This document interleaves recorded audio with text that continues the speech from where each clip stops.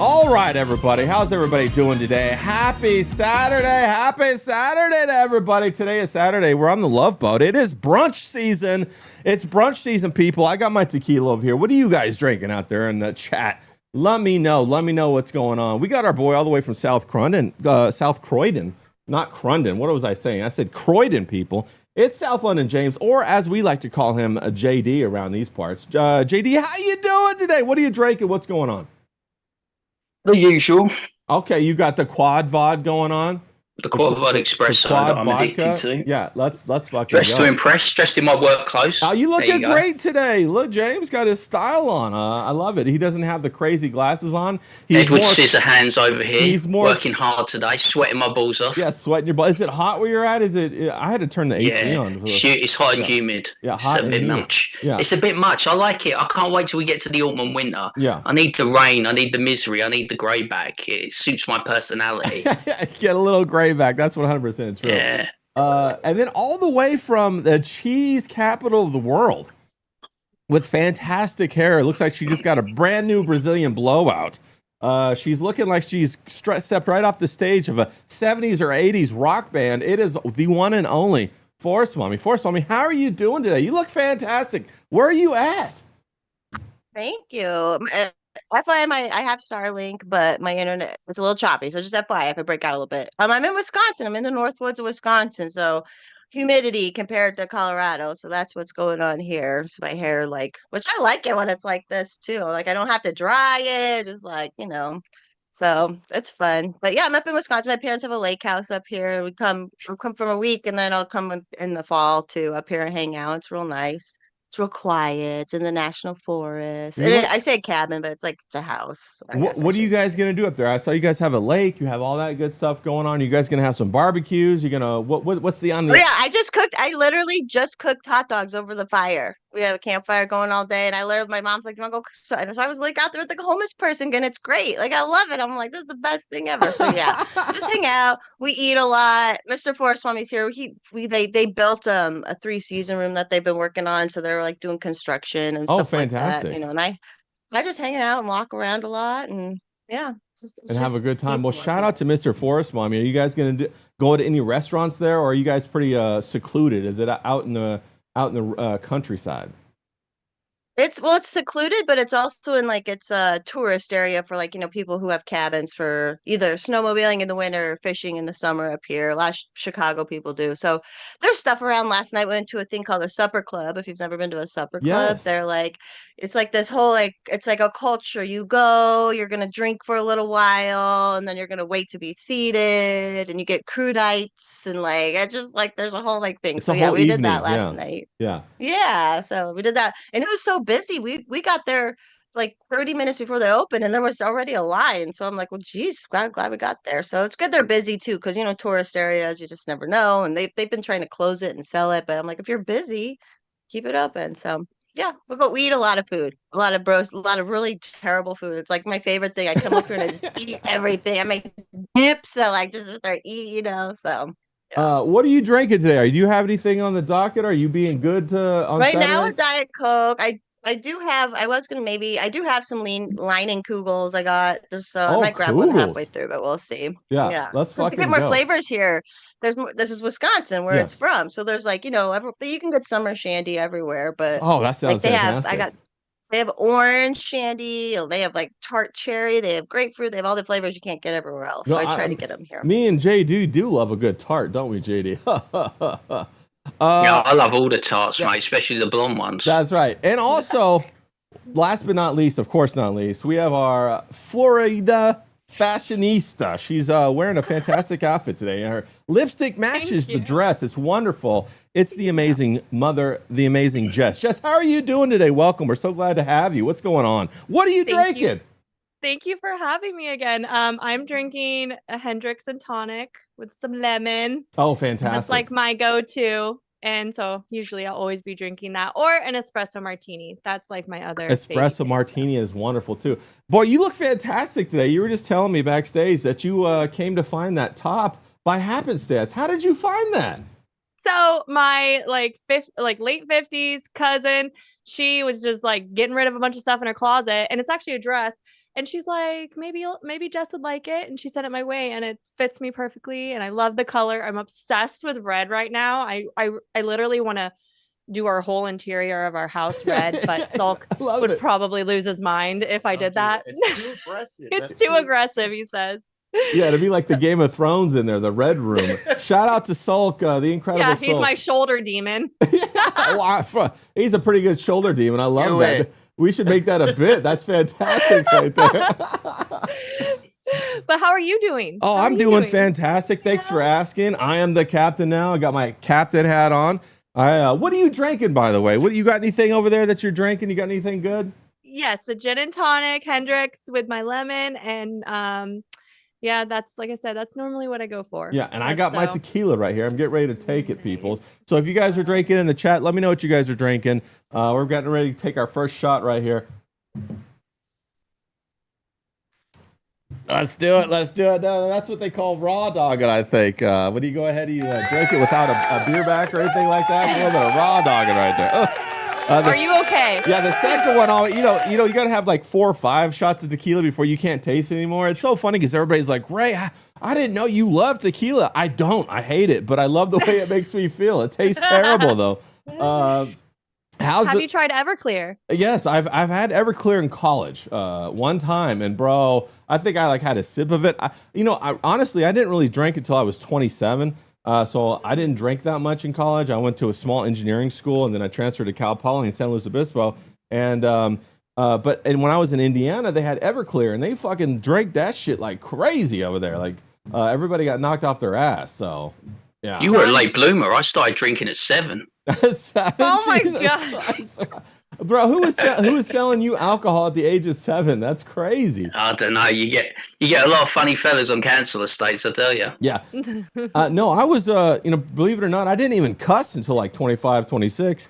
I was like the super Christian guy. We went to church all the time. I was reading the Bible, doing all that stuff. Not saying there's anything wrong with that, but you like a little bit of tequila in your life. You know what I'm saying? You got it. Don't get me wrong. But I'm thankful that I got to, read the Bible like 5 or 6 I was so times. glad I watched the Sulk stream last night. I got to see firsthand these snake preachers. It was like, I couldn't believe it. This dude got fucking bit, and he had claret pouring out of him, and he was fucking held up. Yeah. I loved it, mate. I've got to go to this, what's this shithole in Kentucky or wherever it is, and find some snake preachers. We have that stuff in especially Eastern Kentucky. They have a whole bunch of Pentecostal, a whole bunch of snake churches where they dance with snakes and stuff.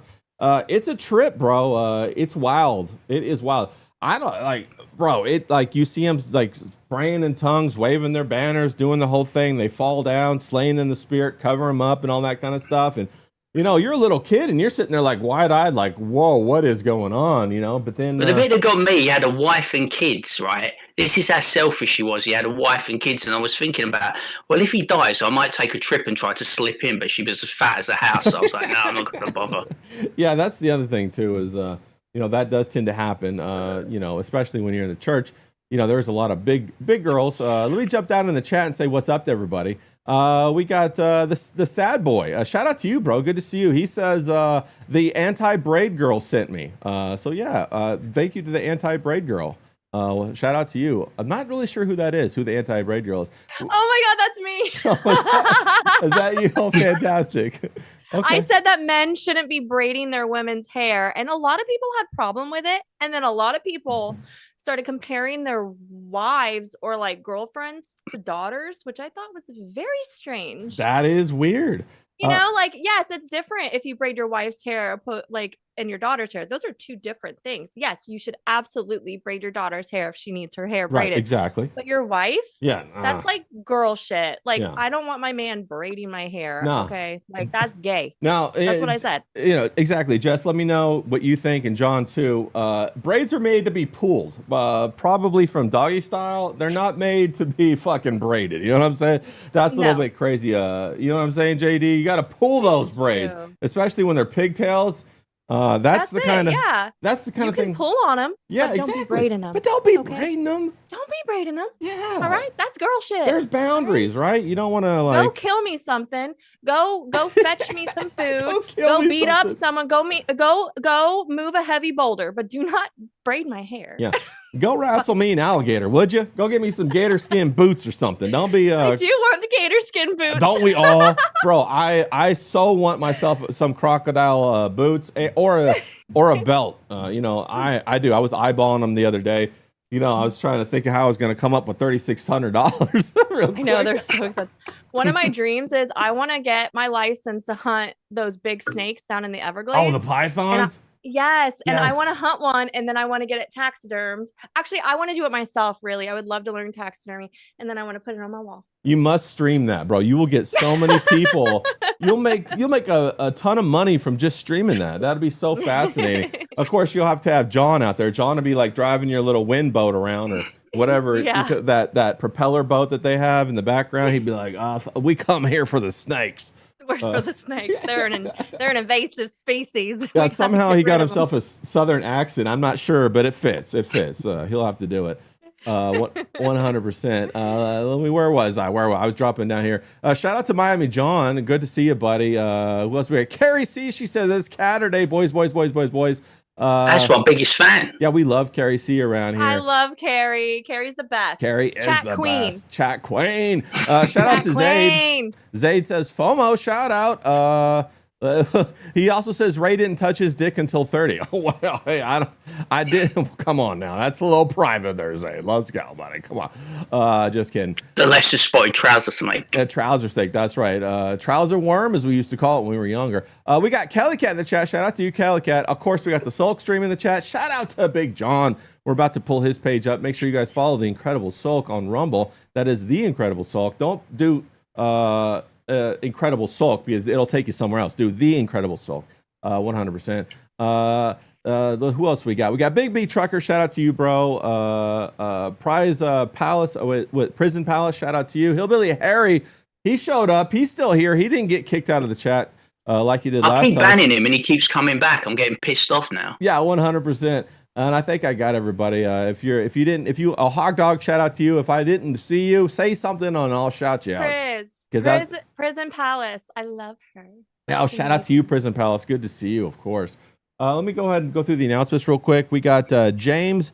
Go follow James Domenico Grabbin on X. James Domenico Grabbin 81. That's on YouTube. He does 5-minute and below videos, conversations, and he'll call people an idiot in 10 seconds or less. We call him JD around here. We have a good time with that. Also, Forest Mommy. Go follow Forest Mommy on X. She's fantastic. Forest Mommy, are you doing more streams this week, or what do you think about that? Because when I was training for your stream on Thursday. I don't think you streamed on Thursday, but I had my track shoes on for the marathon. I was ready. No, because okay, so I said I'm going to do that, and then I'm like, oh, I knew I was driving to Wisconsin that last Thursday, so I can't do it. And then next week I'm driving back home on Thursday, so I'm like, okay, it'll be in 2.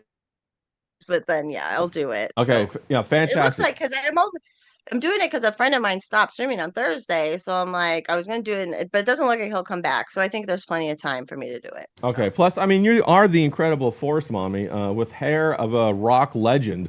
Who's not going to go watch you? We all are. We all had it on our calendar. I had my timer on. James had his alarm set to wake him up from bed because, as you guys know, he's about 8 Yeah, I hours stayed ahead. up till 4 a.m. and I got stood up again. I've been stood up twice by Professor Grass. What is it? Do I smell or something? Yeah, Why yeah. do these people keep standing me up?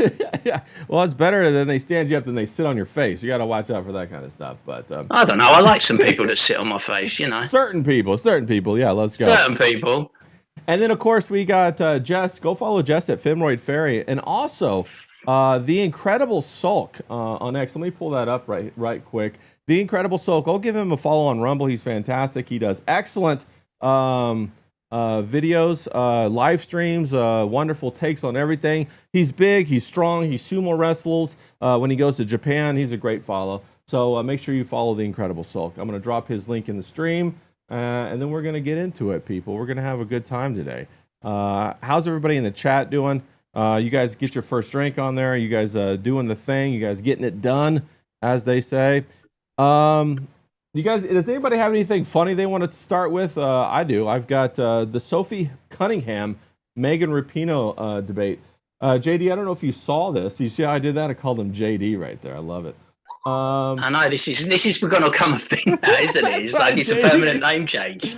Yeah. Well, Sulk and I are trendsetters, so That's right. It started. Yeah, it's like it's the female influence. You get attractive women, and they put it out into the ether, and that's it. That's the name Stuff change. just comes together. That's how you get. So we're going to be talking about Beauty and the Beast, are we? Is that what we're talking about? No. I love how nicknames just come together. You don't give yourself your own nickname. It just comes. You know what I'm saying? I love that kind of stuff. Yeah. It just comes naturally. Yeah. And you often. are welcome. Yeah. Thank you. Gracias. I love it. Thank you. We got Sophie Cunningham and Megan Rapinoe. Of course, Sophie Cunningham is the basketball player in the WNBA who plays alongside Caitlin Clark. Caitlin Clark. That's right. And then we have Megan Rapinoe, who is the fantastic women's soccer player that hates America and hates men. She plays for the American team, though, oddly enough. And Sophie Cunningham says that women shouldn't have to go against biological men. It's common sense in competition. Megan Rapinoe, on the other hand, says trans women should be able to compete alongside other women. James, JD, what's your take on that? What's going on? Well, you got beauty on the left, and you got the beast on the right. I mean, Megan Rapinoe's an absolute abomination. Imagine being a representative of women's sport and then saying that you want men to compete in it. You want men to take, their place. You want men to take their chances. Outside of sport, take away their sponsorship deals. It's an absolute fucking disgrace. And like, Sophie Cunningham's right. And the reason people don't like Sophie Cunningham is because she's everything, isn't she? When I think of American women, I think of Sophie Cunningham. I mean, she's gorgeous. She's got a great personality. Look at it. She can just memes at a drop of a hat. Yeah. You know what I mean? She knows how to wind people up. She's a professional troll. She's good on the mic. She's good at her sport. And she did the UFC thing. They got pissed off, right? Because she decided to walk around, be a card girl. Yeah. I mean, how fucking stupid is that? No one wants to see Megan Rapinoe do that. They just want to see her have a paper bag over her head. So yeah, I'm in the Sophie Cunningham corner, mate. I'm addicted to blondes, and she's my second favorite blonde. Yeah. You know what I'm saying? It's like, so yeah, I'm fully behind Sophie Cunningham. And Megan Rapinoe should just shut up and go away. Well, James, who's your first favorite blonde then? I don't know. Is it FOMO? Is it Courtney Brooke? I can't keep up. I don't think Courtney's a natural blonde. You can't have multiple favorites. James, I set you up. You're supposed to say FOMO right there. It was an easy slam dunk, bro. What the hell? FOMO. No, I of course want it's to say Courtney. We're gonna make Courtney and him happen. Oh, there you We're go. gonna Oh, make that's right. Exactly. Then you should have said Courtney. Yeah, I will wingman for you. I'm a really good wingman. No doubt so about that, bro. There's If you need some help, Yeah, let me know. there's not a better wingman. I've got a attractive terrible lady. reputation at the moment of going around trying to seduce all these women. So I've got to clean up my act. I've got to stay around. I've got to stay away from women that are taken. You know what I mean? It just gets me in trouble. Yeah, you have found yourself in a couple sticky spots. That's for sure. I've got to do a cleanup job right now. I'm going to end up with no friends. You know what I mean? I'm going to have no friends and broken bones. You know what I mean? What do you think, FOMO? Should trans men, male to female, be allowed to play in women's sports, or is this just insanity? Oh, it's obvious insanity. And FYI, in Colorado, it's going to be on the ballot to protect women's sports. So FYI, we got the people came together to get it on the ballot, but we'll see what happens because Colorado is it's already a nightmare. But yeah, it's just so obvious. Like, people always say, "Oh, well, some girls are more athletic than other girls." It's like, yeah, but they're still fucking girls. Okay, so it's like you can't use the difference. Like obviously, Sophie Cunningham, 6'1", built for basketball. You know, whereas I'm not, or whatever. So obviously, like I compete against that woman, but that's sports is you're competing against all these people, and it's been so gross, especially in Colorado. My school district supposedly found, because supposedly the department, like the federal came in, they're like there were 61 boys listed in the girls playing in girls sports somehow. Wow. And then the school district's like, no, those are all just managers and stuff. And I'm like, yeah, right. No, because my district is like one of the like gayest districts ever where they do it. So it's just literally they're they homosexual. fight against it. And it's all these dykes like Rapinoe. It's all these ugly dykes like Rapinoe and all these that are in charge of the school district pushing this stuff. So I don't like. There's something to that too. These old ugly lesbians. Yeah, FOMO. Why are they pushing that? I mean, because they're only going to remove themselves. You know, when a dyke, if you bring in a male to female, is going to overpower a dyke lesbian. Like, so I had a whole bunch of friends that played softball in high school and college, and you know, maybe they were lesbian, maybe they weren't, maybe they were built that way. But you get a bunch of men now playing softball. It's over for those women. Why are they doing this? Like I said, there's something to that older lesbian thing where they hate women. Like I think they hate as much as they love women eating puss, they like hate women actually, you know, and they like, especially if they're older, especially they're kind of like boomer age. There's just like this weird thing, but it's just like a game to them. It's a perversion. Maybe it's some sort of like kink Yeah, thing where they're making this like because they make kids sleep together in outdoor camp. They're like, well, we can't guarantee yeah, that they won't. They'll let trans girls that are like under 13. Like, yeah, come on, like you just come on. Like, how stupid can you be? And they're like, we defend that. It's fine if the and I'm like. No, it's not. Like, yeah. it's just not, you know. So it's just so common sense to everybody world, the fact we have to fight against this and have people like Rapinoe, a woman who played a woman's only trans men competing against her or trans people, whatever. Yeah, She does need to put head and like, I'll yeah. just take care of Do you man. think she just needs to catch a couple of good fingers? You know, maybe that'll make her happy again if she could catch a few fingers. You know, Or no, a dick. She needs a real dick. oh, she needs a has dick plenty of reset. fingers. She needs a dick I reset. ain't volunteering, so cut that out. You're Yeah, not that's the voluntary dick in the group. No. I'm volunteering Ray, Hillbilly Harry, anyone in the chat but me, mate. Yeah, we'll have to get Hillbilly Harry to go take care of that 100%, bro.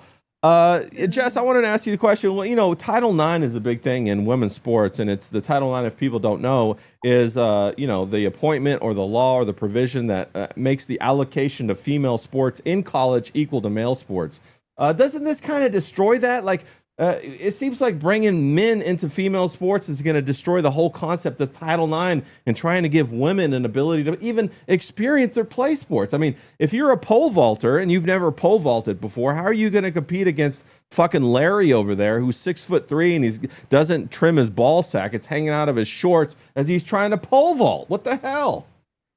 Well, unfortunately, Larry goes by Laura now. Yes. And we have to, you know, just accept it. And I think a lot of the problem with like maybe, yeah, I think perhaps it's like self-hatred of women, or maybe it's, you know, they're just bitter. But I think a lot of why people allow this kind of thing to happen is because they're so afraid of like their gay rights being taken away, and they're being told that if you don't support trans people, if you don't support this, then you are the enemy. You're going to have your rights taken away. They're coming for you next.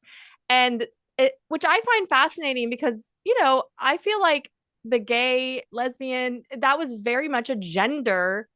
It was a gender war in a way, you know, like the gay men want to be with gay men, the lesbians want to be with lesbians. And, you know, then you have this whole thing with, you know, girls with dicks and like how they're like, well, you're not a real lesbian if you don't take my girl dick. It's like, what? Yeah. So, you know, when they don't like reach that thought process of, oh, actually something's not right here. I just don't understand. It must be propaganda. It has to be the propaganda is just really strong. Because yeah, you know, I don't understand how they don't see it, especially the lesbians. I mean, you've been fighting for rights for your gender for decades and decades and decades, and now you're just letting some fucking man in a skirt come take it away. Are you freaking kidding me? That's crazy. It's crazy. Yeah, how crazy is it that, you know, back in the 90s, late 90s, early 2000s is all about getting, you know, the equal marriage rights, you know, and they're saying get for gay people. Gay people even made the argument that, hey, if they go in and their partner's in the hospital, they need to be considered, you know, legally equal, which I'm all for that. I'm fine with that. That's great. And then somewhere it turned a corner somehow. And now all of a sudden the whole gay community got hijacked by these people who want to recruit children.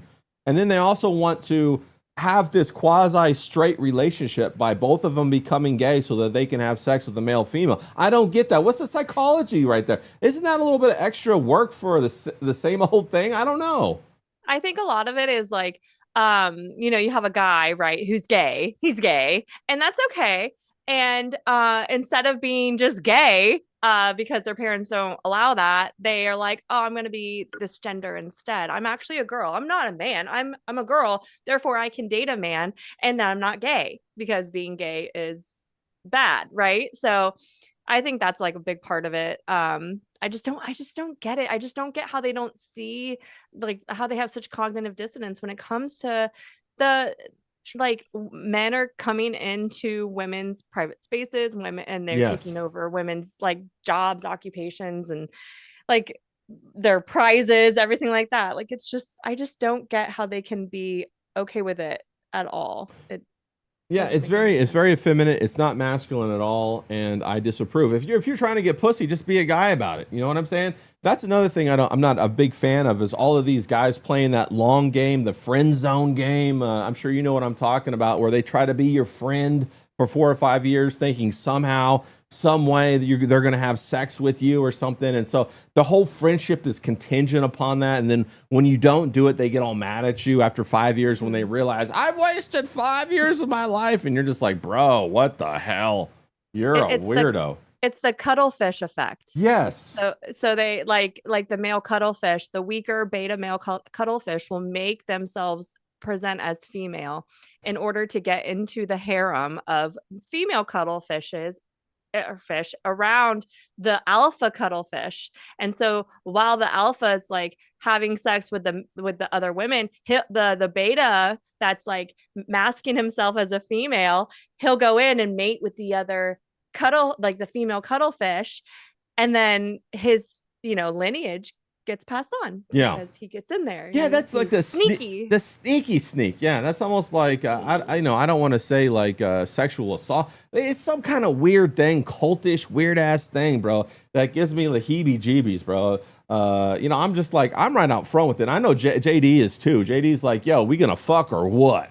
And if she's like, I'm not exactly known for my patience, am I? And I've got quite the temper. And the idea that a woman would want another man other than me is not a particular turn on. You know what I mean? I'm not waiting for slops. Yeah. You know what I'm saying? Another man slops. It's like, choose me, don't choose me. But like, we're not going to do a dance for 5 years. I mean, I'm not getting any younger. I mean, I've lost my hair already. What do you want? Me to lose my sight as well? Yeah, no, 100%. Shout out to Michael Howard in the chat, and also shout out to Hobo Chili. No, the thing is James, I'm sure like you've been there, you've been in the same place. You can't win a woman's heart by being nice to her. She's either there's the sexual attraction there or it's not. You can't, bring her flowers and change her mind. You can't write her a card and change her mind. Like, sure, you should do all those things, but either the sexual chemistry is there or it's not, right? What are your thoughts on that, James? Yeah, I think passion becomes before romance, doesn't it? It's like you have to have that instant attraction. There has to be that raw chemistry. There has to be that passion. There has to be that fire. You have to be turned on by each other. There has to be this physicality there. You see it when you look at each other in your eyes. You can just tell.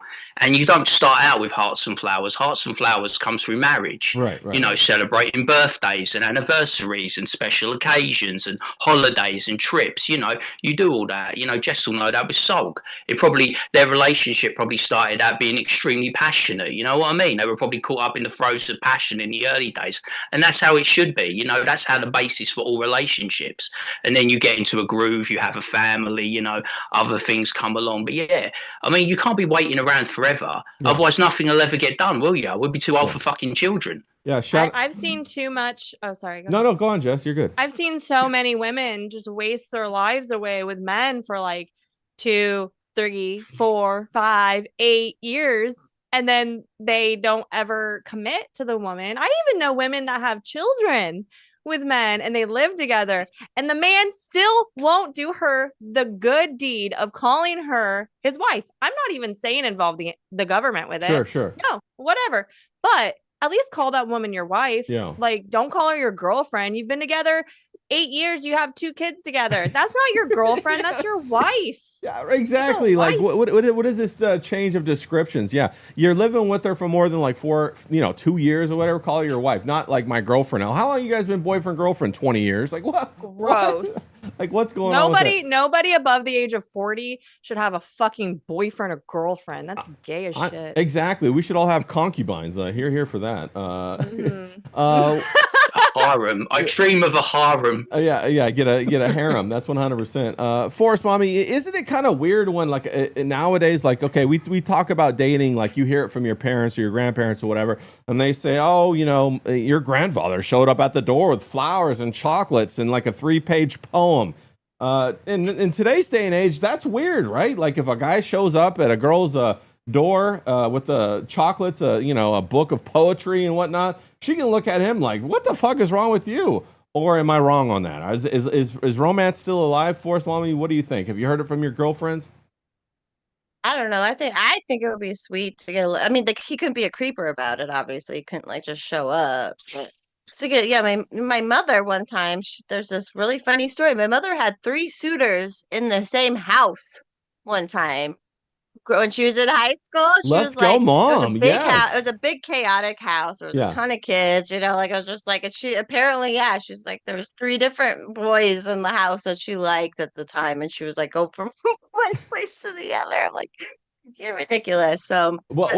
Whatever. Now, don't be spilling the tea if you don't want to, but your mom was probably just going and like, having dinner with them, maybe holding hands at the most. She wasn't, Oh yeah, I know. There's very pure. Right. It was different back then. Yeah. It was different. Yeah. It wasn't like she was getting deep dicked by 3 guys in one day or anything like that. I mean, right? I mean, she wasn't. I said she wasn't. Here with her now. You want me to go ask her? I can go ask her. Like, Mom. We're dying to know. Yeah. Mom, how was it back I love it then? when the older generation talk about their sex life. Yeah. Right. Yeah. Well, there's a point, when you're growing up, you're like, ew. But then there's a point where you're like, hey, everybody wants to, have a little bit of, fun every now and then. No big deal. You got. Oh my God! One time I found I was like looking on my mom's neck, and was like she was like 50, and I was like, Mom, what happened to your neck? Did you like burn it with a curler? She goes, your father. I go, oh, let's go. Enough. That's enough. Thank you. Let's go. And if people don't know, I mean, like your dad, he's out there surfing still. He just got back from a surf trip down to Central America. He's like cleaning up, bro. He's a stud. My dad's a Chad for sure. Not gonna lie. So he's still doing his thing. 100%. Shout out to Freeside Thug. I don't know if I said that already. Maybe I did. Maybe I did. But no. Here's the thing I wanted to bring up is like dating is so different now. We got women now that are traveling. Okay, and men can't do this, right? But women are traveling. And they're actually like getting travel boyfriends, okay? That means a different boyfriend in every port. This girl has a travel boyfriend, and like the shame is not there. So she's going to different places, and then what she does is she posts them in every place on social media, and she rates them. Like we're talking like, I don't know, maybe 10, 15 guys that she's like posting that she traveled with, and the guys probably paid for it. Did you see Mr. England didn't look very English? What would you say, James? Did you see Mr. England didn't look very English? Yeah, he didn't look very English at all. He looked a little suntan. Muslim? Yeah, he looked a little Muslim. Yeah. The new indigenous Englishman. Yeah. Ew. Yeah. FOMO, what was your take on that? What do you think about this? Are women going around? Is this a new trend, an old They're trend? like ruining the sanctity, like pilots and everybody. These kind of people have always done this thing, and here comes a woman. A woman, of course, can't come along and do that same behavior without like trying to brag about it or whatever she's bragging about it. It's supposed to be a secret, for Christ's sake. That's the whole point. Like, I don't get it. Bro, it's wild. And here she is putting all these guys on blast. She's telling everybody that this is what she's doing. I hope they found out. Like, I hope they found out and we're like, like, screw you. Is this I'm guessing this is just one summer. I mean, like, what does that pH balance look like down in the fish pond? You know what I'm saying? What's going on down there?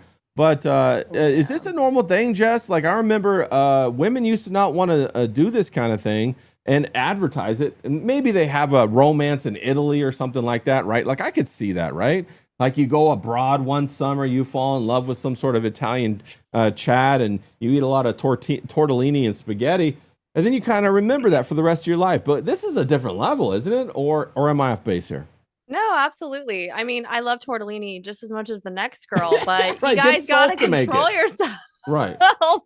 I know. I mean, what I think what it comes down to is like eat, pray, love. Like maybe little girls read that when they were growing up, and then all of a sudden they're like, "That's what I'm gonna do. Yeah. I'm gonna do that." And then I don't know. I think bragging about it on the internet is really weird, fatherless behavior. What is If I that did that, all my about? dad would slap me across the face and be like, "What the fuck are you doing?" Yeah. Like, it's one thing to do it, but why are you advertising that you're basically a whore? Yeah. Like, you can't do, like, I don't know. I think girls just don't have morals and standards for themselves anymore. Is And that's shame why they absent? can talk to multiple men at once. Like, and that's why they desperately women these days, no matter what the age, you can be in your 40s. I've noticed 50s, this. you can be in your 30s or 20s or, a teenager. You want the attention of multiple men. One man isn't enough. And if you lose the attention of one man, you're going to make sure you get it back. Yeah. Right? You want Oh, it good back. point. Yeah. So you're going to be texting him and making sure, checking in, being like, "Do you still like me?" Yeah. I hate women like that. They're the worst. Yeah, it becomes them chasing this dopamine hit. It's not really about a relationship anymore. It's about managing this control of attention. That's what social media has kind of morphed women into, these attention vacuums. We got Freeside Thug. He says, and she was a whore.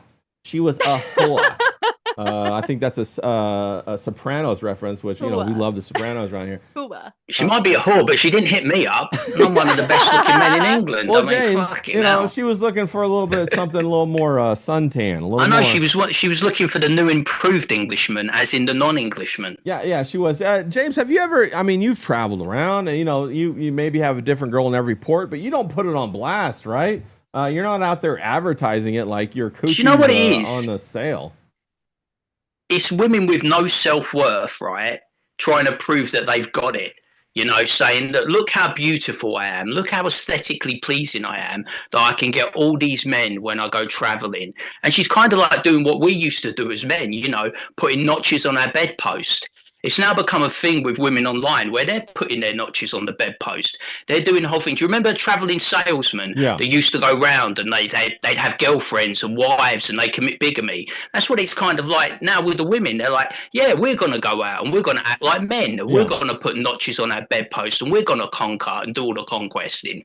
Yeah. It's kind of like that, and it's weird, and it doesn't sit right with me when it's women doing it. You know what I mean? It's not right. It's like... It turns me off. I could never imagine being with a woman like that. You know what I mean? You know what she is now. Yeah. You see her social media platform. I would avoid her like the plague. Yeah. I'd be like, not for me. Yeah. I agree. Kelly Cat in the chat says men need to step up and stop being a doormat for women. I agree with that. We also got Dr. Ice. I call him Dry Ice sometimes. Shout out to you, bro, in the chat. We have WY Talks 82. Shout out to you too, bro. That's Dan Snot. It is Dan Snot. It is Dan Snot. Yeah. I called him Dr. Ice, Dry Ice. Let's go, Dan Snot. Shout out to you. Another SoCal contingent down here. James, what do you think? Do you think that men are the romantics, or is it the women the romantics? What's your take on that? I don't know these days. If you asked me a few years ago, I would say it was the men. They were like, you know what I mean? I know from generations of my family. If you take my great grandfather, he came over on the boat from Rome, and he met this English girl, which turned out to be my great grandmother in the end. And she was a housekeeper. She would do cooking and cleaning, right? And he would pursue her every day, right? He would turn up to her work when she finished her shift, and he would bring her some fish and chips, and they would eat in the kitchen, where she worked, where she done the cooking, the cleaning. Yeah. They would eat the fish and chips, and then he would walk her home every night. Wow. And he did that until he got enough money to buy a ring and get engaged, and then they got married. And he was like an old school guy, you know what I mean? He was a very small Italian guy, but he was very powerful in his demeanor. And how long were they married for, he saw something he wanted, James? And he got it. Well, how long were they married for? They were married for when they in their 20s until my nan died, and she was in late 70s, 80s. Wow. And my grandfather, he died of Alzheimer's. So 40 he to 50 died in a years. nursing home. And you know, Yeah. a guy like that wouldn't even have a chance today. You know, No, he wouldn't. wouldn't have taken a girl fish and chips. I tell you what, though, I'm game for fish and chips. FOMO, what do you think? Are men the romantics now, or are women the romantics? Is romance dead? Has social media killed romance in favor of a yacht party, a trip to Dubai, you know, going to Cannes Film Festival? What are your thoughts on that? Well, like it can be very dead because it's been made so shallow. Yeah, You know, like I just feel like it was made so shallow and clinical almost, you know. great Like word, even this to clinical. women who go on dates. Oh, you have to buy me dinner, you have to do this, you have to do that. But like it should just be the romance where a man would buy a dinner and it was like, you know, so it's kind of been ruined, I would say. Especially because women have this new role where they're trying to be the man. So when I say this as like I'm not romantic at all. Like is, I'm like is Mr. FOMO the romantic I of like of the? certain Yeah. things. I like you know, going out like every year we go to like where we had a first date, we go, you know, like cute stuff like that. But I always laugh. I'm like, who's the first mommy romanced me like twice, and I was in, you Let's know. go, And then he Mr. was like, FOMO. you know, Yeah. but then I'm also like, when you give someone a life, you know, there's other things that factor in. Obviously, it's romantic to me that he's never once said you have to get a job. Yeah, That's let's very go. romantic to me, Same, you girl, know. same. Like, Yeah, never that's even like, badass. and I know sometimes you're getting like places where maybe that does have to be suggested or whatever, but it's just like it's never been and like that's just really nice because I'm a woman and I like if you even though I would get a job if it was said to me, I would like it would hurt. It would like hurt my Oh, feelings yes. so bad. Yes. So You're like, there's like no. that aspect. Yeah. But like so there's different ways for it, but there's something different going on. Like it's yeah, just because of the women and the dating and the apps and all that. Well, a follow up on that, FOMO. Do you think most women don't take that in consideration? Do they think that they don't need no man, they can make their own money, so then they don't even look for a gift of a man giving them the opportunity to stay home and, you know, garden or stream or, you know, do. But yeah, their Yeah. expectations are their expectations are off. They're wrong. They're like where it should be, and yeah, then they can't. And they're all being very followers, very keep up, and they like you know this woman over here is this, that, and the other, and so like that's exactly what I'm gonna expect or whatever. Like so, it's you know, yeah, women being dumb Yeah. basically Uh, per usual. Yeah, per usual. Shout out to Roots in the chat and CK. Hope you guys are doing great out there on this Saturday. I feel cheated, man. I want to go back to the era where a woman would accept a bag of fish and chips and a fumble down the alley. You know what I mean? I feel like I'm being priced out of the game now. You know what I'm saying? Yeah. She's still out there. She's still out Good there. point. That's what I was She's gonna. still out there. I was gonna ask you, Jess. Has social media killed romance, or is it still out there? I mean, like you know, you've got you and the amazing Sulk, the incredible Sulk. You guys are a testament to this. Romance is still alive. Oh, absolutely. You know, I think it's just comparison is the thief of joy, 100%. Oh shit, right? that's a truth You know, nuke right there. so and I with the whole role reversal thing too, you know, these women, I've seen stay-at-home moms like be like, well, my husband doesn't help me with the housework, and it's like, well, that's your job. Like that is your job. He's creating a life where you can stay home, take care of the kids. He's doing his role, you do yours. It's the role like disrupt that happened that's like messing everyone up. And then no, I mean, I think men have always been romantic. I mean, you hear there's poems and songs and you know art for women inspired by women. That is so romantic. Yeah. I mean, I think that, and then, you know, men build things for women. I Yeah. mean, why else are they building the things? They're Yeah. building them for us. Like dishwashers. Yes, exactly. And instead of appreciating what they do, you know, we're just like pouty little bitches about it. And we don't, you know, we're not like looking at it and being like, oh, you did this for me. Wow, that's so nice. Like no one else did this for me. I like that. Like, and yeah, no, we try to keep the romance alive. And I think we do. Like James said, we're very passionate people. And that definitely helps. Yeah. Well, I really appreciated going. you telling that story about how territorial you guys are, and I definitely look for that in my relationships too. So I think that's a very good indicator that hey, you know, you guys might be a really good fit. And it's really good to hear about the passion. And like, you know, I see like in the beginning of the streams, John helps you set up, and I say, hey, what's up, John? How you doing? And it's great to see him. It's great to see the teamwork there.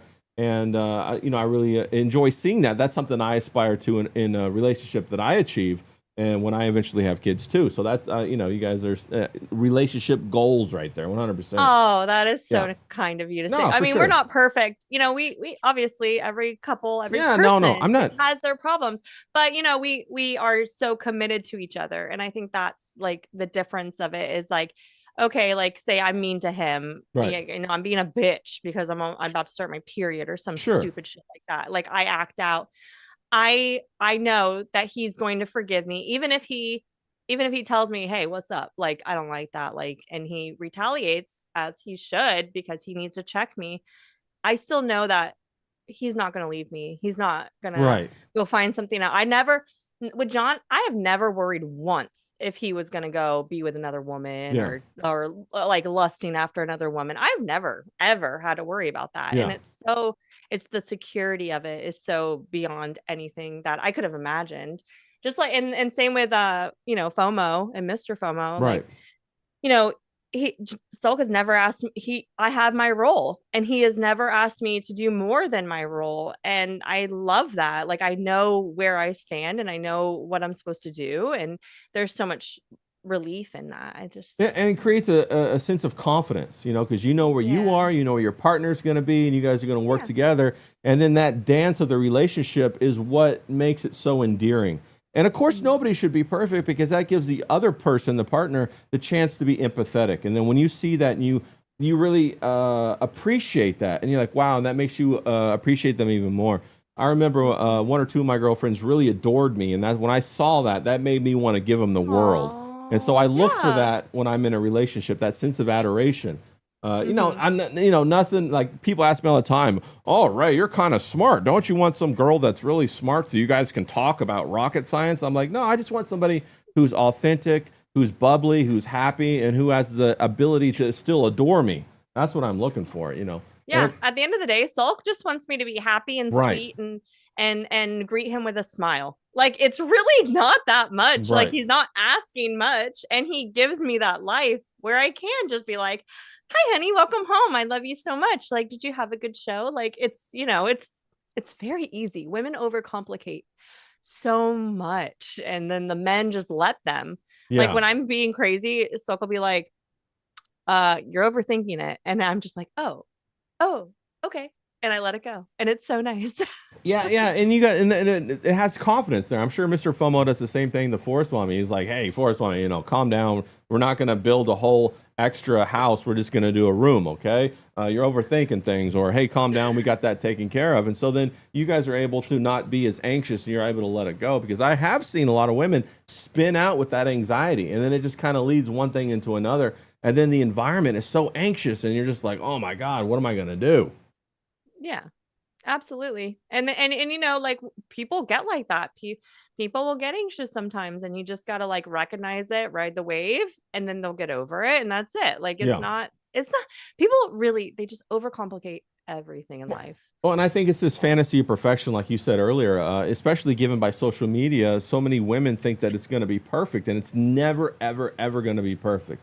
Don't Yes. fall in love with the fantasy because the fantasy is boring, and women hate boring. We all know that. And men, if you don't know that, women hate boring. Shout out Me to too. Nacho in the chat. Good to see you, buddy. Yeah. And I mean, and you know, we have a lot of that like propaganda online where women are told like, well, if your husband's not doing this for you, then you are being mistreated, you're being abused, you're neglected. Maybe you should leave him. Yeah. Maybe you should leave him. Leave him. Yeah, Leave him. 100%. That is very true and very real. Is that as soon as a defect is discovered, it's like don't overcome it, reject it, and replace it. And Yeah. we have a very replaceable society right now, and it's to our own detriment because how do you replace a relationship of 15 or 20 years? You can't. It's impossible. It's Impossible. insane. I would be, I mean, like who are you even? Like how do you Right. know who you even truly are without that person that's been your like ride or die for X amount of years? And it's just really sad. It's sad to see people throw away like good relationships for things that can be fixed with proper communication and realistic expectations too. I mean, people, you expect the world out of this person, but you're not willing to look at your issues and what you are bringing to the table and how you're fucking up. I see that all the time online. And men, don't braid the woman's hair. Come on. We got Roots in the chat. He says, I spent my life dating lawyers and doctors and finally settled down with an artist. She stops and smells the flowers on walks and points out tree frogs and treats every dog like a goofball. Love. Yeah, find somebody who matches you. I did that too. I dated doctors and lawyers for a minute because, society said, hey, look up to these people. And then I'm like, wait a minute, this doesn't fit with my lifestyle. So I fucking bounced on that shit, as it should be. James, we're going to change gears slightly right here. I'm going to bring up something. Oh, yeah, I was going to say some stuff, man. I mean, right, I'm in a profession where if you pay me, I've got to braid a man's hair. You know what I'm saying? Yeah. Well, that's different, James. That's different.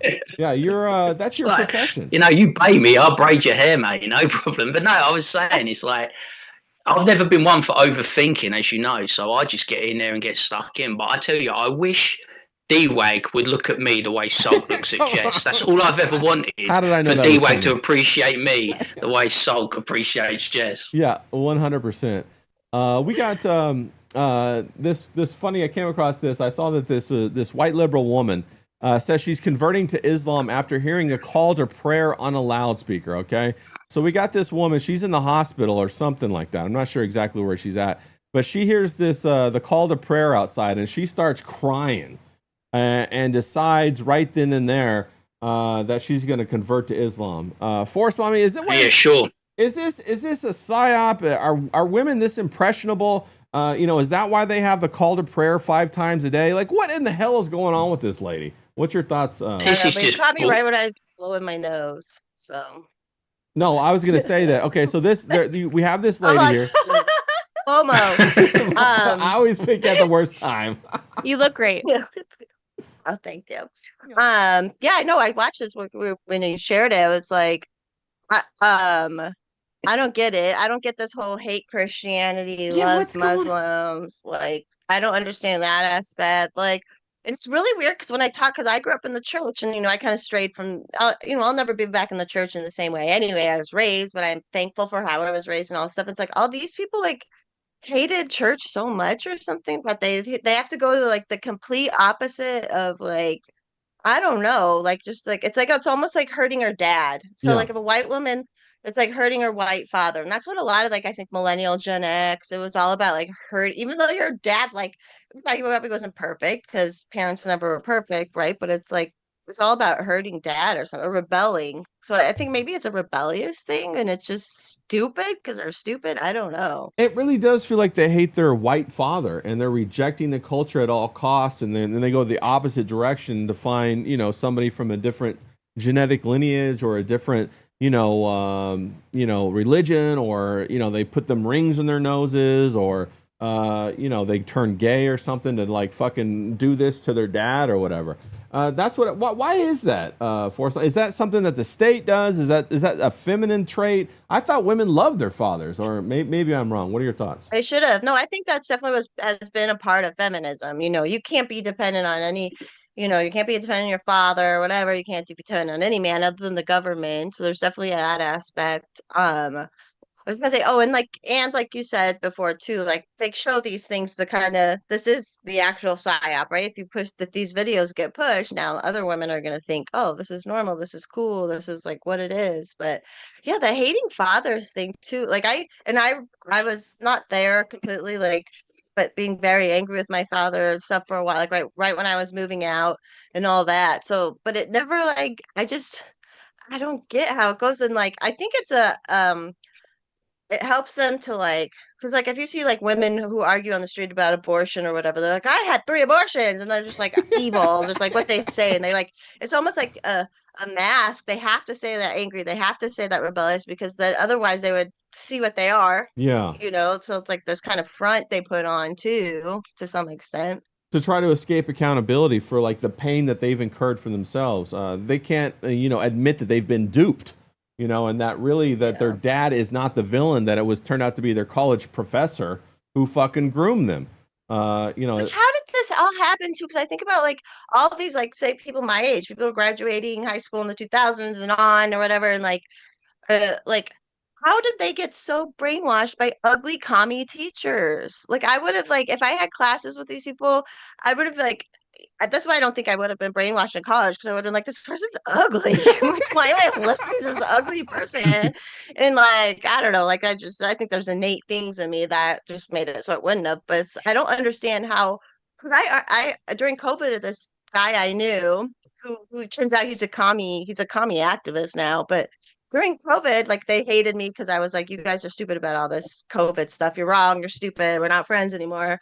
And he's like, and then he got into he's like, you should have went to college so you could have learned that communism is the best thing ever. And I'm like, you're literally telling me that you like got put in your head. So it's the same stuff with the feminine. It's all part of the Marxism. Yeah. Like, I hate to, like, I always feel like, oh, it's just the Jews when I say that. Like, Yeah. it's just the Marxism, but it really is, like, there is something to that with Yeah. communism. Yeah, you got to be careful because JD over there, him and BB are on first. They call each other at night and stuff like that. So We got the hookup, you know what I'm saying? I'll put in a good word. yeah, he's always talking to Netanyahu. They're over pseudo intellectuals, aren't they? There's Yeah. certain women who are very impressionable. They're attracted to the pseudo intellectual that fills their head with rubbish. Yeah. Because they're fundamentally weak women. I think strong women like FOMO and Jess are not easily susceptible to the manipulation of a pseudo-intellectual that drips shit into their ears, and they're going, oh my God, he's so worldly wise, he's travelled, he knows everything, look at him pontificating on all these subjects, he's such a learned individual, when really he's just a creepy groomer that wants to get into their knickers. Yeah. Yeah, I agree 100%. Jess, we've watched feminism grow since, the 1900s all the way to now. We've seen things like the Cosmopolitan magazine that shaped the minds of women of the 60s and the 70s. It later came out that the writers never had any of those experiences, that they fabricated everything. We have that Sex in the City, which was huge in the 90s, that shaped this whole Terry Bradshaw mindset of women, that we can go out and we can fuck men just like men fuck women or whatever. Turns out that was all propaganda. It raises the question, are women programmable? We already know that women transmit the culture to children, but are they themselves programmable? What are your thoughts on that? Oh, absolutely. Absolutely. I've seen it firsthand. I actually don't use Instagram all that much. Usually it's very light usage now, because I have people, I talk to on there, friends I've made, like other mothers and stuff.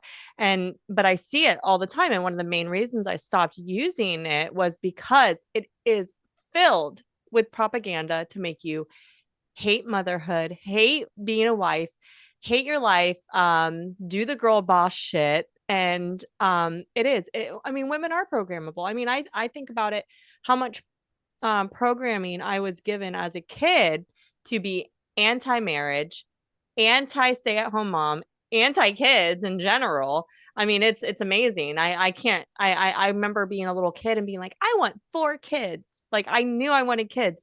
And one of my friend's sisters looks at me like, what?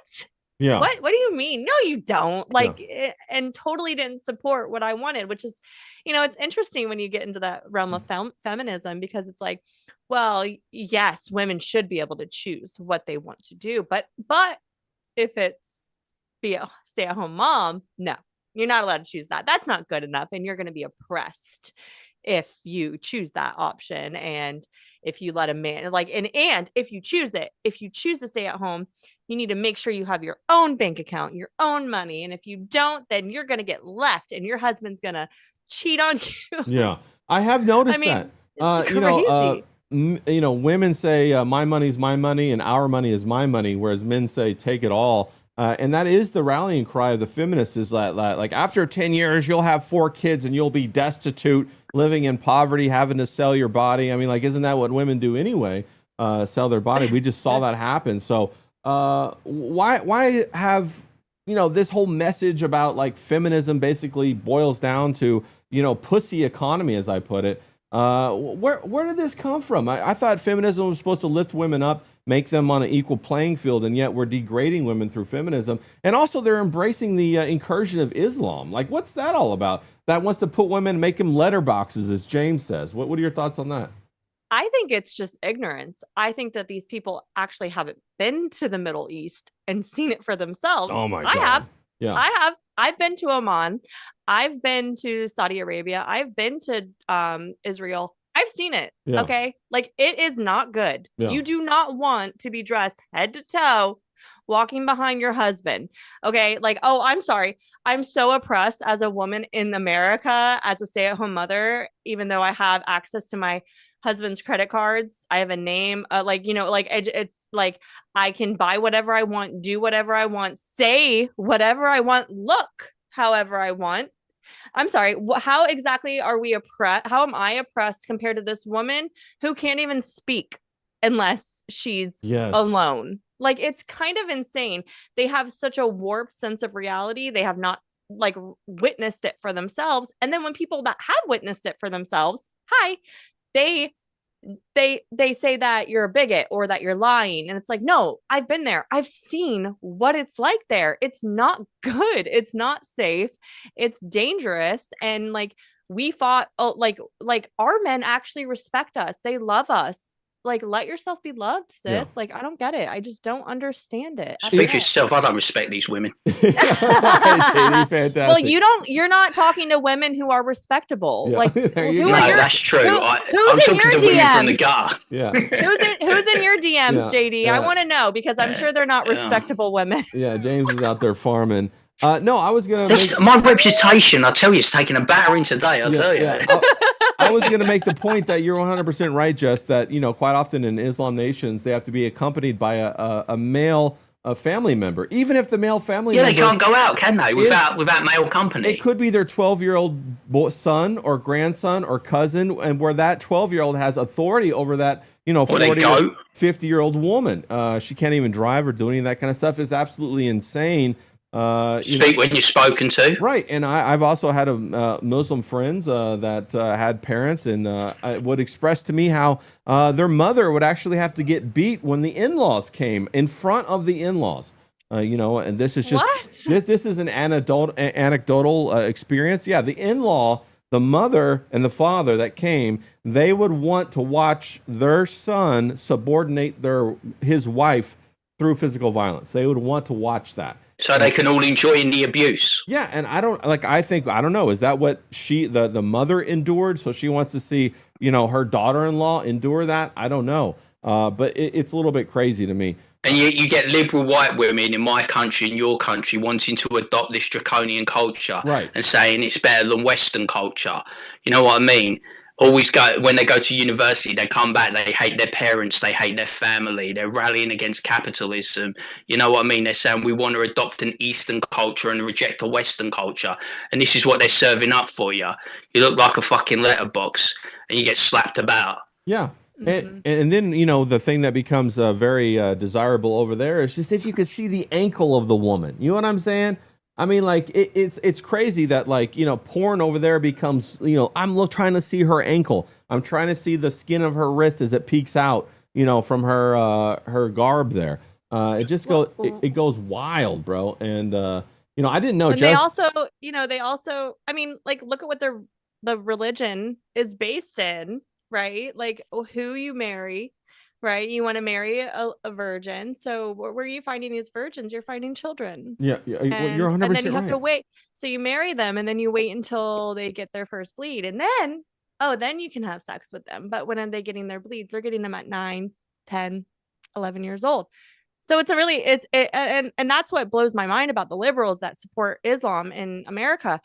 Do you really know what you're supporting? Right. I don't think that they do. I really genuinely don't think that they've looked into it. They just see like the head dress or the hijab and everything like that, and they think, oh, that's it. It's like, no. Islam states they have women covered from head to toe. You can't even see their face, like, at all. That's what I experienced. It was this. The letterbox. And I couldn't even see their eyes. Yeah. It was like mesh over their eyes. So, and like I said, they were walking behind their husbands, and it's just like we don't really understand how good we have it here. And so we think like, oh, well, everywhere is like this, right? They respect no, they don't respect women. No, you're 100% right. Like the only religion that really respects women is Christianity. Yeah. That's the only religion that will say men and women are equal for different reasons, but you should respect your woman. You should love your woman. You have to uplift your woman. It's the only religion that says that. Yeah. So I just don't get why people hate it so, Yeah, so much. and especially women, they think men who are Christians are boring. Like, how many women go out and they live up their whore life or whatever whole life, and they come back with a baby from Jamarcus, and then they're looking for a man to settle down with, and like, no respectable guy is gonna be like, all right, yeah, cool, let's do this. You got to be like, what the hell's going on? Shout out to. Do you know one of the worst countries for the adoption of Islamic culture in Europe is Germany? I believe right. it. They come over on the boat, so to Germany, right? And these people are barbaric, right? They'll find where they go to live, they find these young white girls, right? And they'll drag them off into the bushes and they'll gang rape them, right? And then when it comes to like justice, right? The German people will be on the side of these rapists because they'll say, oh, well, they're not used to our culture. They don't know our ways. They'll make excuses for it. They won't get a custodial sentence. They'll be let out. And then when the victim speaks out about it, they'll be the ones that go to prison. They'll be the ones that, get punished because they're trying so hard to adopt this culture that's come out, this barbaric culture, and make excuses for it. Germany's one of the worst countries for like peddling Muslim propaganda. I will definitely agree with that. And Force Mommy, I think that what a lot of people don't think about is that there are not just two people in the relationship. A lot of people think it's just men and women. It's not. There's a third invisible person that's called the state. And the state is manipulating women. They're giving them money. They can have more kids in the household. If they don't have a man there, they get more money. There's all this stuff that the state does to incentivize the power imbalance between the men and women so that their relationships are kind of fucked up. Well, what are your thoughts about that, Forrest Mommy? That's true. I was just going to add on to the other conversation Of too, course. but then all these stupid women put on the handmaid tale thing. Yes. And act like that's like, they're like, want to be Muslim. And I'm like, how are you like so stupid? It's again programmable brains, I suppose. But what did you ask me again? Yeah, they want the black burqa. They don't want the red handsmaid. It's a big fashion choice. The black so is weird slimming. how they and I'm like, because that whole thing was like forced pregnancy and stuff. I'm like, well, what do you think happens in Islam? Yeah, like, it's gonna be the same. It's especially that, and it's rape. It's not. It's like it's even worse than the Handmaid's Tale. I would say it's like just full on barbaric caveman rape. Yeah, they don't have it. Yeah, the women don't have a chance over there. It's like Jess said. They wait to their first period, and I would question: do they really wait? I don't know if they really wait. Maybe they get started. Not for the boys. Not for the boys. They'll fuck little boys. At any age. Oh, that's what I was. At any age. That's a very good point. And we actually had who was it in the chat that said that? Shout out to Riley in the chat. Shout out to Frederick Grumont in the chat. Big B Trucker said they are degenerates just like everyone else. It was Dr. Ice or Dry Ice. Dan Snot. He said they actually hold hands with men and have sex with little boys. Yeah, they have this thing called Bachabazi, which, Dancing Boys of Afghanistan. There's a fantastic documentary on it. It's on YouTube. Go check it out, where they actually dress these young boys up. They lie to their parents. They tell them they're going to put them in a school to give them a better future. And, of course, the parents are poor as hell. Then they send the parents a monthly stipend, which is pennies on the dollar. Take that son, train them up how to play a musical instrument and how to dance seductively for men. Then they get all the elders, the village elders around in a circle. It's all over YouTube. You can check it out. And they have these guys dance. And then the highest bidder gets to go and spend the night with this little boy. It's fucking insane, bro. Yeah. Yeah. And I've heard about actually when we were in Oman, the guy, because we had a tour guide, John and I, that's where we were for our honeymoon. Nice. And the tour guide was telling us, yeah, it's totally normal for guys to hold hands in Oman. Like it's a symbol of friendship. Oh no, I'm sorry. We were in Jordan, not Oman.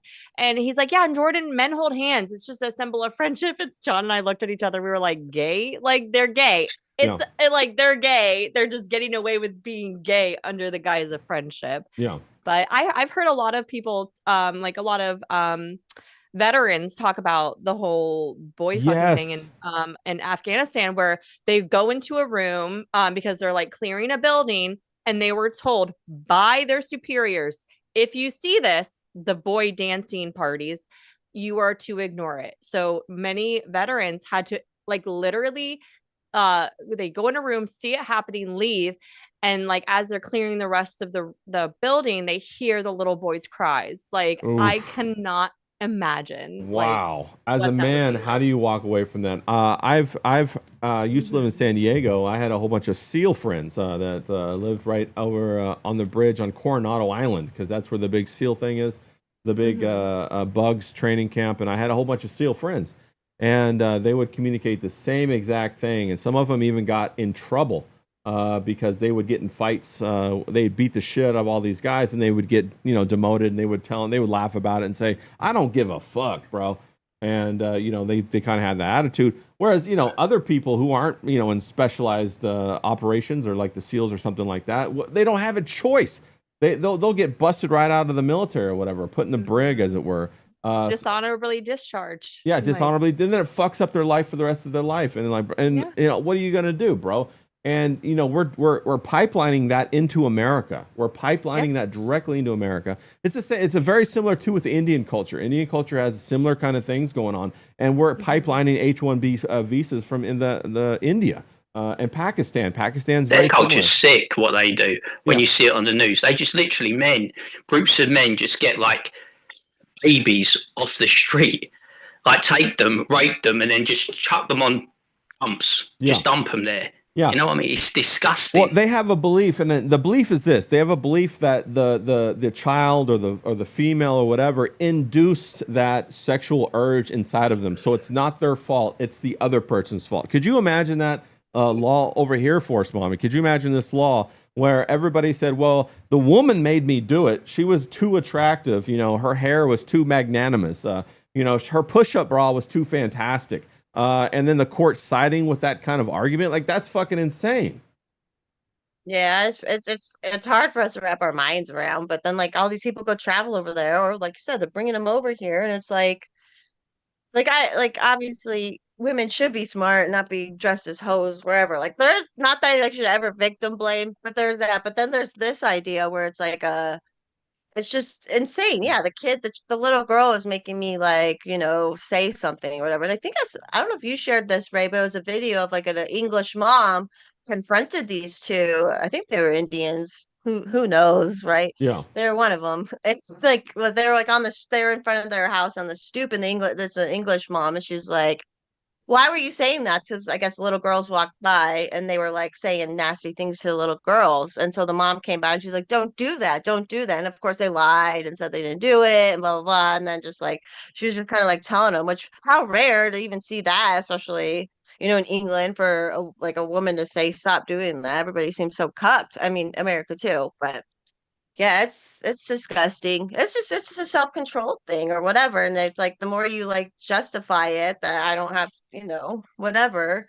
And it's just disgusting. Like it's sad. It's like 'cause I don't know, I feel like when you rape someone or like take a child's innocence, it's just Oh, as bad as murder in it's a way. evil, You're bro. killing It's something. evil. Yeah, like you're killing something in a human being they I- should have not like they should found Jesus says themselves. Jesus says it's worse than murder. That's what I was gonna say. Yeah, I think it's worse. Yeah, I think it's worse because that person has to then go carry that for the rest of their lives. And Then they end up spreading it most of the time, right? Like it's just like a circular thing. Like a lot of people overcome it, but like overall, it's just kind of like cyclical and families cover like it's in white American families too, where someone in the family, like we talked about this, like female babysitters, weird aunts, weird uncle. Obviously, the uncle thing is like very common, or grandpa or whatever. And so but then it like gets buried. And then, so the more that happens, which this sand cave religion has been doing for like hundreds of years, so now it's just completely like just gross. ingrained in the culture 100%, and that's what we're pipelining into America. We're not going to raise them to our So standard. cool. We're- Isn't that so cool? we're gonna Like, destroy like our my quality. niece who lives in Denton, Texas, where like it's all happening down there. My niece is down there in college, and it's just like, oh Lord, like Oh man, yeah. God, I hope she's okay. She better not show up at Thanksgiving with I don't know, a Javinder or something like that. That'll be kind of crazy. Because I think I already told you, my other older niece, they moved to the South, and of course her first boyfriend is, Black. and I'm like, oh God. Wait, yeah, let me fix this audio real quick. Yeah. Yeah, a little Gupta action. This is just a black. She's dating a black, which not the worst, right? But like it's just funny. And my family was so like opposite that group. You know, I was the more liberal one and they were the more conservative. And then now everything's not that they're liberal now, but just, you know, they moved to the South. So of course there's more black. We grew up in Colorado. There's no black people in Colorado. Well, where they were, you know. So it's just funny. Yeah, It's just funny to I me. love. I'm sure he's a If nice, it was he's a my great family, kid, it'd be I'm like that sure. movie, Guess Who Come to Dinner? It would be like, what the fuck? Yeah, or like Olivia from The Sopranos. You know, those blacks. You know, I Yeah. love that It's like- that character. Jesus, man, I couldn't imagine it. I can imagine like I've got some cousins, right, and they picked the worst blacks, right? To like my uncle David, like you know, of all the blacks they could have picked, they ended up with fucking Somalians. You know what I mean? Spitting all over the place. They look like fucking ET. I'm like, you could have picked a fucking black from the council estate, like a normal one, like a Caribbean black. You had to pick a bunch of fucking Somalians. Jesus. Well, you know, it's very difficult, you know, to integrate the two different cultures. That's very, very difficult. And what they say, what a lot of people don't think about, especially in this modern age, is you marry the family as well as when you marry the person. You know, I have a couple of friends that married Filipino women, and they're constantly like being hounded to like send money back to the family, or this one needs this surgery, or that one needs piano lessons, or we need a new addition on the hut or whatever. And it's all the time. And if he doesn't do it, like she fucking like, you know, sulks around, you know, pun intended. She's like unhappy about it for like a month or whatever until he finally whatever. But that's a rough relationship. So Do you have that rule in America where if you get citizenship or if you're granted citizenship, you can bring over certain members of your family? Yes. So you can bring over like aunts, uncles, yes, grandparents, cousins, because we had a rule in the other day. There was like this illegal migrant who committed like an atrocious crime, yeah. but got out and he was allowed to stay. He got residency, and then he was allowed to bring 15 members of his fucking Jesus family. Christ. It's like, what the fuck, man? Yeah, It's yeah. like, there's no social housing in this country. There's no housing in this country, period. And the other day we had like a dinghy come over and had 200 migrants on it. I'm like, where the fuck are these people going to live? Yeah. No, you're 100% right. And, you know, that's why I say everybody has to consider this fact. It's not just men and women in the equation. It's men, women, and the state. You know, right now we have men and women separated by the state. Men and women need to unite against the state. The state is never going to be empathetic towards women, and they're going to be brutal towards women. The only reason why they give women money now is because they want to take it from the provider, which is the men. So women, you know, you better think about that because, you know, I want women to have their genuine desire. I want them to have happiness for the rest of their life. I want happy families, happy offspring, happy grandkids. That makes a very strong, productive society. When you disintegrate that, when you have mom and dad get divorced when they're in their 60s because, you know, oh, I just can't handle your father anymore. And, you know, he just works and comes home and, you know, sits in the lazy boy, watches, Judge Judy or whatever. She's like, he doesn't want to take me to Italy anymore. It's kind of like, so you're going to take half his shit then so you can go to Italy and have a boyfriend in Italy who's going to throw you to the side, you know, and the state's going to help with that because they want to take that man's 401k. They want to take that man's pension. A lot of, you know, like a child, you know, when you get like the child support or whatever, and you get alimony, the state gets a % cut of that. I don't know if a lot of people know that. A lot of men should know that. The state is incentivized to get a piece of that action. I think they get something like 22 or 30% of it. It's a wild fucking number. It's Do you want to know what's become a big thing in this country is like older women, like grandparents. So like they divorce their husband and then they go and do the sex tourism. Yeah. So they go to a country like in Africa and the Middle East, and then they'll marry like a toy boy and they'll bring him to this country and they'll bring his family. Yeah. You know, they don't mind getting used, or they know they're getting used and they don't care. Yeah. And they're bringing the family over. We got a lot of like divorcees in the later in life and then going down the sex tourism route. No, you're 100% right. It's that whole eat, pray, love concept. You know, it's like this feeling that when you achieve a certain age, because like, Jess, it really is like what you said, comparison is that it's so destructive because they look around and they see everybody else on Instagram, which is all fake, by the way, but you know, they don't think about that. They don't know that. They have this fear of missing out. And so they compare, and then they want to go to the Travis Scott concert. You know, they want to go and have Drake lap dance on top of them. They want to do all this stuff because they feel like somehow somebody robbed this from them when they were younger and their beauty was wasted. What's your 2 cents on that?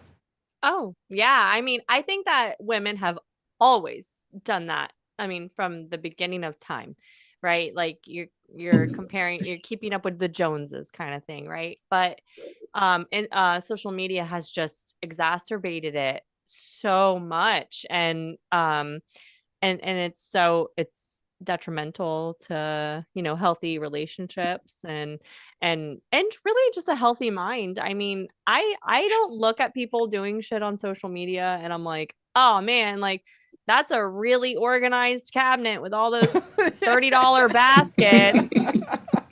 Better do it. You know, like I just don't get like how they can do that to themselves. Like if I see something online and it makes me sad, you know what I do? I put my phone down. Yeah. I put my phone down. Yeah. And you know what? I forget about it. Or I'm like not interested. I choose the not interested option because what am I doing to myself? Like that's crazy. I think so many people choose not to practice gratitude in their lives, and then they get into this like anxiety filled snowball where they just like are comparing themselves to people.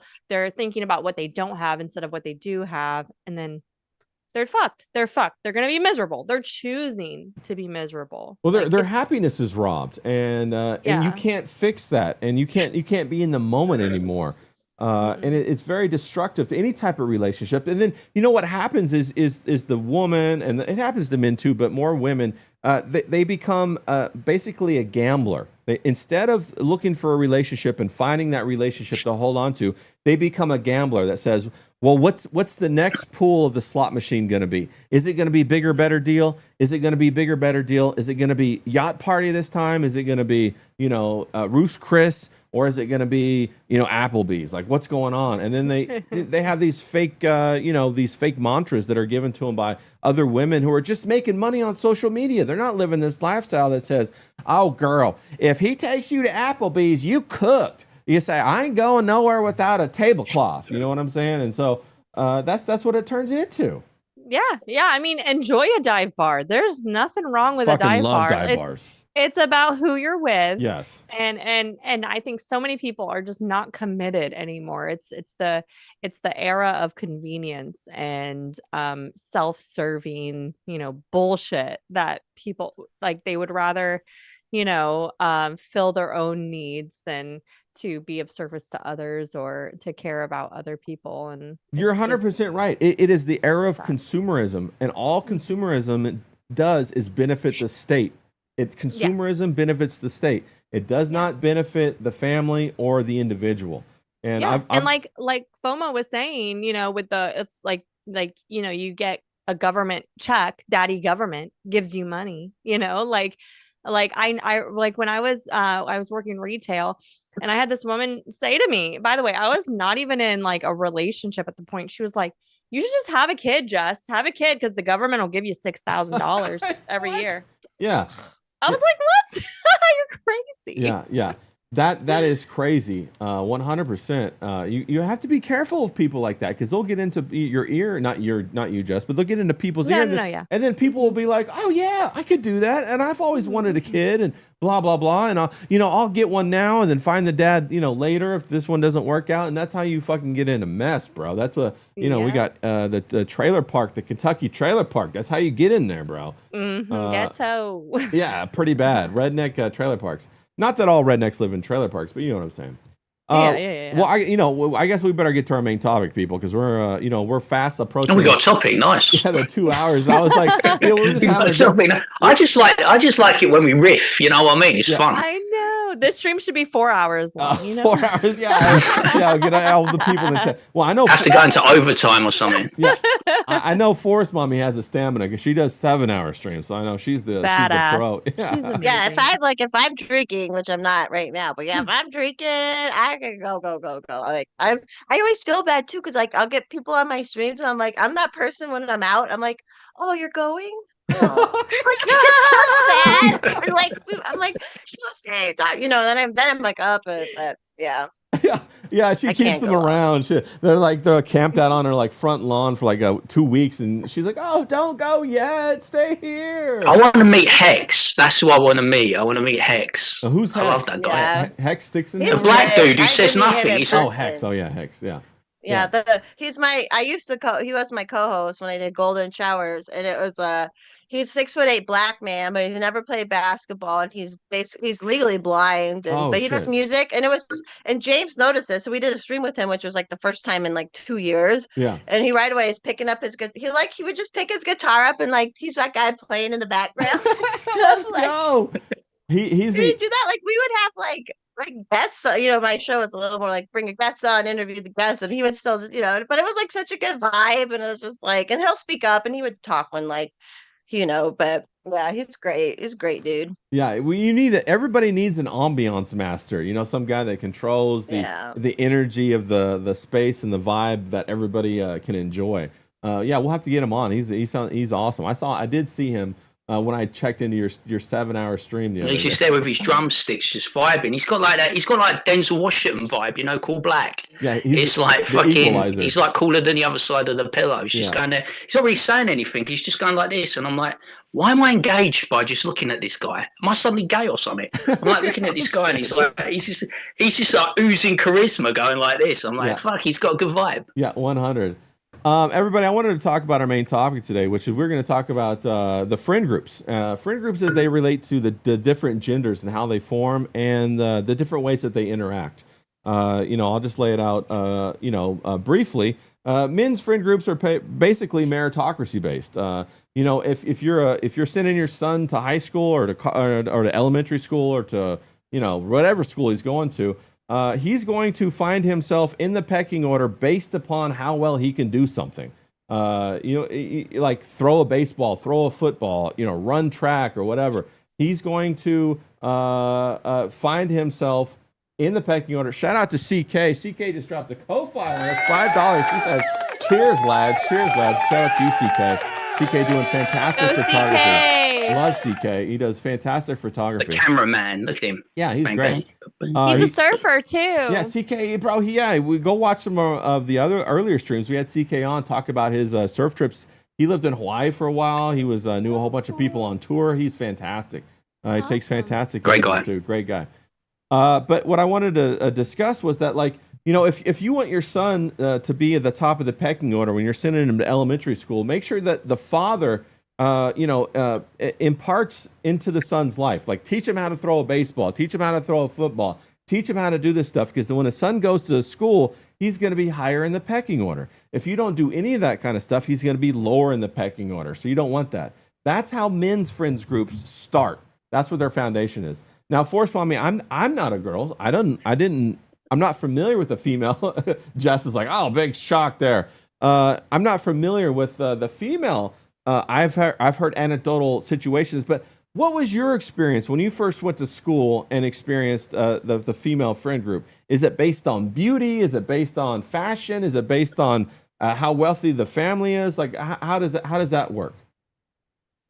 I think it starts out like when you're in elementary school, it just starts out, you're still having fun. You find girls you have fun with that are like still childlike. But yeah, then as girls get older, there's definitely like the beauty aspect. Like there's definitely like, if you're cool or not or whatever. Like I'm saying this as I disagree with it, that it shouldn't be this way because parents are guilty. They're like, oh, I'm gonna give my daughters the coolest stuff, or any kid. Like, don't let your kids fit in ever. Don't let your daughters be sexy. Like, don't let them. But yeah, I think that's how it probably goes through high. I had like my best friend in high school was my best friend in 7th grade. So like, and we were pretty young when we met. So it was kind of like that. But when I think of like all the other cliques and friends groups, yeah, it was definitely like there was a socioeconomic thing towards it, I'm sure. Like people who lived in the same area, like that. And then the girls just it is like beauty or just being mean, I guess, too. And then they like whoever they pick on, it's like that's and how they handle it, I guess, if they peck them down. Put them down. Yeah, like, I was put 'em gonna down the I was pecking gonna say I'm just an observer of how women work. It definitely seems that there's some point like in high school or to the transition from junior high to high school where the whole trend thing becomes important, and then women bandwagon on this trend, and you have to conform to it. It seems like female friend groups are very tyrannical. Is that what you found, Forrest Lummy, or no? Yeah, man, because I was wearing hand-me-downs and stuff. So like I was like, I didn't my mom wasn't gonna take me to Abercrombie and Fitch. Like that was the biggest deal was Abercrombie and Fitch. You had Yeah, to have the Abercrombie I and remember. Fitch. And I grew up in a rich area, it was like crappy Abercrombie Fitch, but yeah, I was wearing hand-me-downs. So And then it wasn't Hollister, like I yeah. wasn't cool or like I had friends and stuff. I was a nice person, but the definitely base there is that visual like, Yeah, it's very thing to materialistic it. in the female friend group, whereas in the Yeah. male friend group, it's what can you do? Are you a fast runner? Can you throw the ball really hard? Can you jump really high? We've talked about this a lot, Jess, is that, in a man's friends group, men often go around and go, oh, look at this guy, you got a small penis or whatever. And so men cut on each other as a form of endearment, and then we all come together and laugh about it. Whereas women seem to compliment each other and then fucking backstab each bitch, and that's what my observation. Maybe I'm wrong. What are your thoughts on that, Jess? I mean, yeah, I've experienced that a bit. When I was growing up, it was like FOMO said, in middle school it was pretty chill still, but then in high school, like I wasn't like popular, I wasn't like preppy or anything like that. So I mostly kept to myself. I had a good friend group and everything, don't get me wrong, but I wasn't ever like following the trends and stuff like that. And it wasn't until my like my adulthood where I really saw that cattiness. And if you look a certain way, and they don't look that way, they Yeah. might want to draw attention to your negative points to maybe lift themselves up or take attention off them or something like that. That's something like I've experienced personally. And I just I see it a lot too, where women will have something the other woman doesn't, and the woman will like comment on it, and it's supposed to be a compliment, but it's not. Yeah. It's not. It's a dig, and I find that wonderful about men's relationships where they can be like that towards each other, and but women just can't. They can't. They Right. can't joke around with each other like that because they'll take it too personally. Yeah. And truly at the end of the day, I don't want to be like that. I do like lifting my girls up. I consider myself a girl's girl. I would like I love women, and I'm gonna support women. Like that's the feminist in me talking. Like Yeah. I just love them. I love them. But if you're a little cunt, then like I'm not gonna like you. Yeah. And but I do see that. I see that there is a hierarchy for sure with women. Women will look up to certain women, and yeah, I just Well, I, you I, I definitely see this in the female friend group, and if you attractive women really get a lot. And I've dated attractive women; they've had female friend groups, and there seems to be always, I'm watching this female friend group, and I'll tell her, I say, hey, she's not your friend, and she's like, no, we've been friends for this. I'm like, no, you don't get it. She is not your friend, and like I can see it, but she can't see it, and yeah, and because also, we don't want to like think like, oh, like so and so is jealous, right? Like we don't want to think that, or we don't want to think that they have ill will against us because like like I don't have ill will against you. But then yeah, Sulk has said something, and it's made me realize a lot about like certain people that I thought were my friends, but they weren't. And it was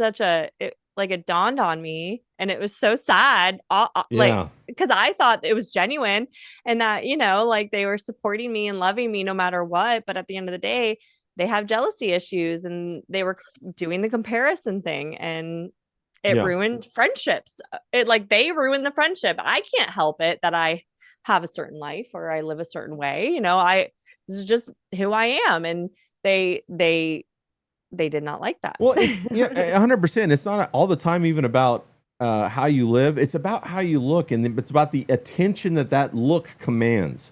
Because, like I said, I've had girlfriends that they would only get called on club night to go out because they would then get in for free. The whole group would get in for free because she's going out. She's looking banging in her fucking mini dress or whatever, and she can get into the VIP area, no problem. And so the other girls want to, oh yeah, let's get so and so to come with us so that we can have this better thing. And then they pitch the idea, and I'm sitting there thinking, I'm like, yeah, you could go, sure, but have you noticed they only call you when they want to go to this club or that club, or when so and so's in town and they want to get backstage? Have you ever noticed that? And it takes them a minute, a month to kind of let that simmer down and let them realize that. The other thing too is they hold grudges. I noticed, guys don't hold grudges. Guys can like have a good, strong physical, basketball game or ping pong match, or something like that, and they'll be buddies the next day. Whereas women, bro, a year later, it'll come out, well, you shouldn't have done this when I was talking to that guy at the bar in 1994 or some shit like that. And you're just like, what are you talking about? Yeah. Oh, I've absolutely experienced that. Actually, this mom I was hanging out with, we were supposed to hang out one day, and then a fellow friend of ours, like mutual friend, needed someone last minute to watch her kids. And of course, I'm going to be like, yes, I will help you out, because that's just the type of person I am. And so I watched her kids, and I told the other lady, I was like, hey, I got to watch her kids today. Like, something came up, like, let's reschedule. And she got so upset at me over it. She could not let it go. She was just like, oh, well, I guess if I had a problem, I guess I would want a friend to watch my kids too. It's just like, this is your friend too that has an issue, that needs help. And like, you could come over here. You can come over and hang out with us too. Like, that's fine. Like, we have a bunch of kids over here now. But, she felt so slighted by me. And she couldn't let it go. And so that hung over our relationship till the very end, where, she finally was just like, well, I feel like you don't prioritize our relationship. Yeah. And terminated. I'm like, I can only give so much. I told her that. I was like, this is what I have to give. If it's not enough for you as a friend, then we can't be friends. Like, we shouldn't be friends, because I can realistically only give enough. I have to give other people things. I have to be there for my friends who are there for me as well. It's not like I was doing this all the time, but she held on to it so heavily that, it ruined it. It was one of many things, but it was something that ruined the friendship for us. Yeah. This very, constrictive dynamic. I've seen it in female relationships, and it's very difficult. And I've always said this, is that ugly women hate attractive women. She was ugly too. Okay, I'm glad we got that out of the way. 100%. She was. Yeah.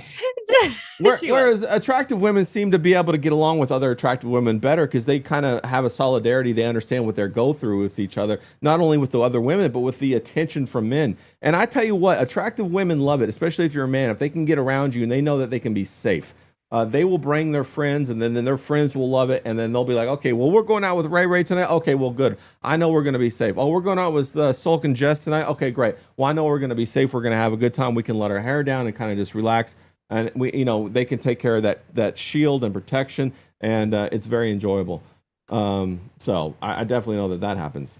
James, do men, do their friendships last longer because they can fist fight it out, they can vent it, and then they can go on, and then they can be friends for life, right? Like, I've had guy friends I haven't seen in like 7, 10, 15 years, and we pick up right where we left off. No grudges held, no nothing like that. What's your take on that, James? I think female friendship groups are driven by internal competitiveness. Oh, good point. Where male friendship groups are driven by banter. Yeah. You know what I mean? We are the lads. We go to the pub, we go to the bars, we go to the clubs, we have a few drinks, we pull the birds, we do our work, then we recycle. You know what I mean? We stick together. We can fight with each other, we can have fallings out, but if anyone outside of the group goes for any of us, we're going to be the first ones jumping in, regardless of how our friendship is. Agreed. I think with women, it's a bit more nuanced, because if they're single, right, and you put an attractive man in the mix, it's their over. competitive nature, yeah, for women, they all want the same guy. And 3 of them are going to miss out, aren't they? Yeah. And then from that, I think the friendship group could fracture, because, there's bitter and they're resentful and they think, oh, it should have been me. And that's how I feel it's always been with women. I was in a thing where, for women, I had relationships with all of them. They were friends. Yeah. And I had relationships with all of them. Right. They had no loyalty to each other. Oh, like you banged there was different ends of the spectrum. Not just there was relationships. Natalie, who was incredibly attractive. Right. and then there was one at the bottom Yeah. who was as ugly as fuck. Yeah, But you know, they're all like, but you banged them all, is what you're saying, not relationship. Yeah. Okay, I just want to clarify that so people know you're not just friends. You banged them all, and then they like disintegrated or whatever. yeah, they disintegrated over it because they showed no loyalty to each other. Me, I was a single man. You know, I go out, you know, I'm not to blame. Yeah. You know, their loyalty should have been to their friends, Yeah. but it wasn't. Me, I had no loyalty to them. They weren't my friends. They were just women. You know, I was on a night out and I pulled some birds, but they showed no loyalty to each other. And I think that's how it can be sometimes with women. You get women that are loyal, you know, protective of their friends, but I think they could fracture more easily than men. Because like you said, I could hook up. I haven't seen like my mate Joe. I haven't seen him in about a decade. Yeah. But I bet if he got in touch with me or I got in touch with him, we could pick off exactly where we were. Right. We'd pick up. We'd go back through the old hits. We'd talk about what's gone on in the meantime. And, you know, we might meet up next week, next month, or in a couple of years' time. And we'd still have that rhythm. But I think it's more competitive with women. It's more like, you know, catty, pulling their hair out, and it usually revolves around available men. Yeah, because there isn't a lot of good men available, is there? So they're all competing in a small market. True. Forrest Mommy, I've noticed that a lot of women keep their childhood friendships with other women. They have a harder time keeping their friendships that they make like in their 20s or their 30s or whatever. And it's more based upon like, you know, if their kids are in the same soccer team or whatever. Have you noticed that to be true, or am I off base on that one? What's your thoughts? Maybe to some extent, like I've had longtime friends too, but there is something too with girls, like especially if they do start pairing off with a man, they just stop hanging out so much, and like there's just like that kind of change, you know. Yeah, that's there kind is of a a little big bit change, right? When natural. women get a man, they Yeah. change, and it's hard on their friendships, isn't it? Yeah, so yeah, you're definitely right about that, but I don't know. I'm trying to think like my friends. I made friends some friends after high school that I'm still friends with now, which was made me think earlier when Jess brought up somebody said just have a baby. My friend Allie, who had a baby last November, baby Atlas, first baby. She's like 40, you know, and like Shout out but she Atlas. waited till she was married and Yeah. all this. But her sister said the same thing to her, like Yeah. because her sister had like 3 kids with 2 men at that point. It was like just have babies, like how do you say that? That's like so bad. Like, which there is that. Maybe that's like it's just wrong in women. Those women are because they are right about just have a baby, like procreate. That's good, but they've been taken care of by the government at this Yes. point. So but, you know, it's just like it's like they're right, but they're not. Yeah. You know, so Yeah. but Oh. that wasn't about friendship. Sorry, but that happens in friendships, is sabotaging and things like that, where it's just like. You Yeah, know. I don't know if I could survive female friendships, to be honest with you. I think I'm a little too thin-skinned for it. I'm not smart enough. I don't know if I can handle that. Jess, you brought up a very good point. You said you like to support women. It made me think of the thing that I like to support mothers, and so I kind of distinguish a little bit. You know, I postulated, I'm probably wrong, that women don't fully mature until after they become a mother because they're less solipsistic. And if the audience doesn't know what the word solipsistic means, it just means that they like to have, they have their point of view revolves around themselves. They have main character syndrome. And that when they have children, they kind of mature past that, and they're able to see like, well, when my child goes here or my child goes there, I'm not going to be able to be with them. How's the world going to treat them? And then, so they kind of mature like that. What are your thoughts on that? Is that true or not true? I think it's true to a point. I think there are Okay. outliers like FOMO. You know, there are outlier women who have the consciousness to think beyond themselves, but there is something that not to get too scientific, but there are brain changes that happen after you have a baby that only happen after you have a baby. Okay. Your amygdala gets larger, and so and that happens after every baby. So every single time it gets larger and larger, and what happens is the amygdala is where we get our social cues from, where we learn and threat detection as well. So I think our brains are expanded a little bit. We do lose gray matter during pregnancy, but our amygdala, which like I said is for like social things, that expands. And so and we have a greater I think we have a greater understanding in some ways that like maidens don't. But like I said, there are outliers, you know, there are women that have it in them to look beyond themselves. No, I completely agree with you. I think the outliers, there's a significant circumstance that occurs in outliers, and usually they have a strong male relationship as they grow up with their father, their grandfather, their brothers. FOMO, you definitely have that. So of course, FOMO has the ability to be empathetic. I'm just talking when I look and I see women in general. I've even seen it too in friends I had that were like, I knew one girl who was like, I don't know I think she was starting to get into porn and all this stuff almost. And like the minute she had a baby, now she's like a Christian and like, and like, it's totally a true thing for sure. And for men too, it gives them a purpose. Like it's just stuff changes in our brains for sure. Yeah, no, I agree. I think it definitely happens, helps for men, but I think men are, always have this idea that they know they have to support a woman. I know I was raised that way, and I think the majority of men are raised that they want to get a good job because they know they got to get money because they need money to get a woman, and that's what they really want. If they didn't have to do that, men would be happy living in like a studio apartment, bed on the floor. You got never washing their sheets like once a year. Yeah, you got that old underwear that has the elastic band that's torn. You don't have those nice silk boxers when you're trying to do the hey rumba, all that kind of stuff. So, 100% I agree.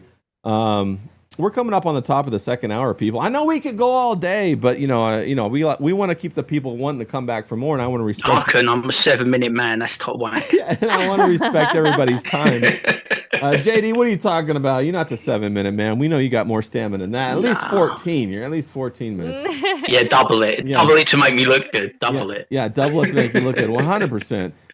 We covered a lot of stuff today, Jess. We were all over the board. We talked about the female relationships, male friendships. We talked about women going out and gallivanting, eat, pray, love, trying to fuck a different guy in every country, trying to complete that world tour. What are your thoughts on whatever we talked about? Your final thoughts? I think women should just respect themselves a little bit more and not be so self-serving. Women aren't meant to be self-serving. God doesn't want us to be like that. So I'm gonna preach a little bit, but just I think if I don't want people to like lower their expectations in life, but have the correct expectations in life that are actually going to be fulfilling and you'll be happy. And there's so many miserable people out there that just need so much more or think that they need more than they really do in life. So. No, I completely agree with you. I think the idea of happiness definitely changes as we age, and it does settle. It doesn't keep changing, it settles at some point, and that's what keeps you happy for the rest of your life. And I tell you, if you engage in something that made you happy in your teens or your 20s, it might leave you sad in your 40s, 50s, 60s, 70s, and that's a long time to be sad, people. A long time to be lonely. 100%. Go follow Femroid Fairy on X, and also follow the incredible Sulk, the Sulk stream. He's fantastic. The other half of the dynamic duo of the Florida fashionista over there is fantastic. FOMO, we covered a lot of stuff. We talked about your trip to Wisconsin. Are you going to get some more cheese? What's next on the appetizer list for Mr. and Mrs. FOMO? Yeah, I mean, I made dip right before I came up here. Like I was like, there'll be lots of eating going on. And roasted chicken. Roasted chicken up here is my favorite. It's so good. But yeah, I just love it up here. And the funny part is, so we're right by that Bible camp I grew up going to. It's like right in the same area where we're at. So like we drive by there. It's fun. I like that. Yeah, and my question is, FOMO cooks. She really is the unicorn of all unicorns. Let's fucking go. Can cook. I can cook. Yeah, everybody give Forest Mommy a follow on X. That's Forest Mommy. And I will be reposting when you're streamed, so we'll be looking forward to that on the Thursday when you get back. That might be in 1 or 2 Thursdays. Also go follow Sulkopath on X. I forgot to mention that. Give him a good follow. That's John. That's the incredible Sulk. He's a fantastic guy. James, we talked about a lot of crazy shit today. What are your final thoughts as we wrap it all up? These crazy women, I don't know. Now, I'm a simple man that enjoys the simple pleasures in life. Beer, beauty, and bands. I love streaming with Jess and Find Mine. It's been a fun one again, and I will see you next week. Yeah, that's JD. We call him. And I'm not streaming with Grass later. He stood me up again. Damn that grass. That's JD. Give James Domenico Grabbin a follow on X, and also James Domenico Grabbin 81 on YouTube. He does 5-minute videos and below where he talks about all kinds of fun stuff. He also does 10-second videos where he calls people idiots. Those are my favorite. So let's fucking go on that. Everybody out in the chat, you guys have a fantastic weekend. I hope you have your Saturday. You knock it off knock it out of the park. I was gonna say knock it off the park. Don't do that.